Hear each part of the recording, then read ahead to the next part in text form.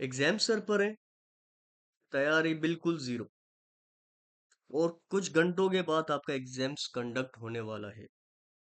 समझ में नहीं आ रहा कहाँ से स्टार्ट करें, कैसे तैयारी करें, किस तरह से रिवीजन करें, कौन से क्वेश्चंस को अटेम्प्ट करें, कौन से क्वेश्चन को रीड करें। तो भाई आप बिल्कुल सही वीडियो पे हैं। अगर आप इसी सिचुएशन से गुजर रहे हैं तो ये वीडियो बिल्कुल आपके लिए ही बनाई गई है। वीडियो को आपको एंड तक लाजमी देखना है, क्योंकि इस सिचुएशन में अगर आपको एक ऐसा टीचर मिल जाए जो कि आपको वो मोस्ट इम्पोर्टेंट क्वेश्चन बता दे जिसको आज की डेट में आप देख के कल के रिजल्ट को चेंज कर सकते हैं, तो वो क्वेश्चंस जिससे आप अपने एग्जाम्स का 90% पेपर अटेम्प्ट कर सकते हैं, तो बताएं क्या ख्याल है। तो शेयर कर दिया जाए आपके साथ। अच्छा, यहाँ पर सिर्फ मैं आपके साथ क्वेश्चन ही शेयर नहीं करूंगा स्टूडेंट। जो क्वेश्चन मैं आपको बताऊंगा टारगेटेड क्वेश्चंस होंगे, 90% उसके चांसेस होंगे वो आपके एग्जाम्स में नजर आएंगे आपको। साथ ही साथ में उसकी नेक्स्ट वीडियो में हर एक क्वेश्चन की अलग से वीडियो बना के सॉल्यूशन भी आपके साथ शेयर कर रहा हूँ। स्टार्ट करते हैं अपनी वीडियो को, अपने क्वेश्चन पेपर को, जो कि एडीसी पार्ट 2 बिजनेस कम्युनिकेशन के स्टूडेंट के लिए बनाया गया है।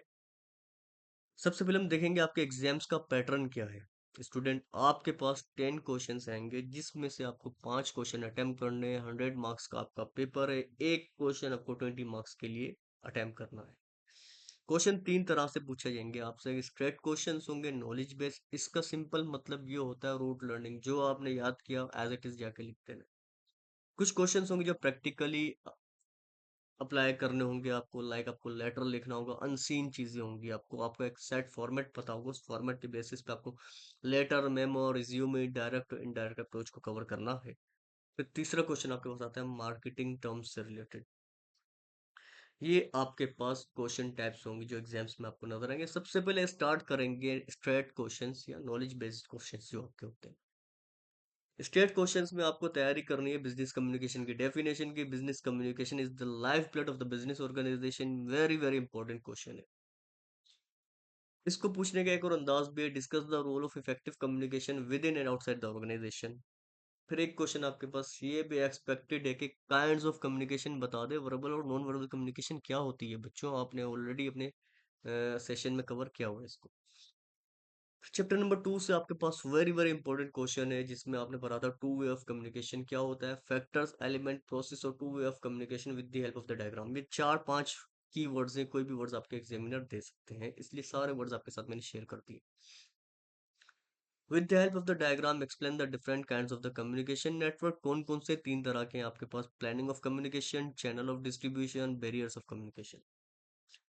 ये स्टेट क्वेश्चन में आपके पास कुछ डिफरेंशिएशन भी एग्जामिनर पूछ रहे होते हैं आपके अटेम्प्ट में। वो डिफरेंशिएशन देख लेते हैं हम। What is the difference between letter and memo, define business reports, differentiate between informational and analytical reports, differentiation between solicited and unsolicited job letter, sales letter, differentiation between sales and sales promotion, differentiation between listening and hearing, define listening, its importance, what are the responsibilities of a listener, legal aspect of the communication। ये वो question है जो आपके पास straight question में differentiation पूछे जाएंगे। इसके अलावा आपके पास स्टेट क्वेश्चन में डिफाइन लीडरशिप, लीडरशिप की डेफिनेशन आपको पता होनी चाहिए, और डेमोक्रेटिक लीडर के फीचर्स या करेक्टरिस्टिक्स आपको बताने हैं। डिफाइन, आपको इंटरव्यू का प्रोसेस बताना है। इंटरव्यूअर और इंटरव्यूई दोनों की क्या क्या रिस्पॉन्सिबिलिटी होती है, बहुत मजे से आपने सीखा है इसको, एज इट इज लिखना है।